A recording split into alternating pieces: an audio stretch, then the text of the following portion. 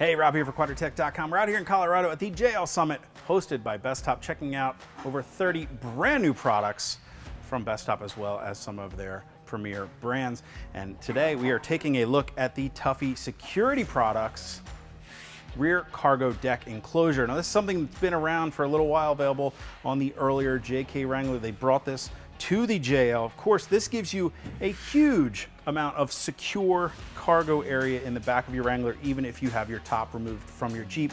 One of the really nice things about this here, of course, give it a quick pull, flip it up, support it with the prop rod there. Now you've got a lot of easy access to all your gear here. You can get into the bottom.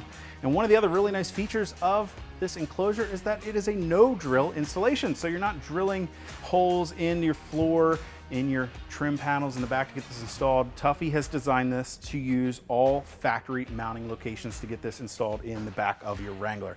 Now, if you guys want to get more information or purchase a Tuffy rear cargo security deck enclosure, you can click on that info button to head over to Quadratec.com. Of course, if you have any comments or questions about this, you can leave those for us below or contact us at any of the options on the screen in front of you.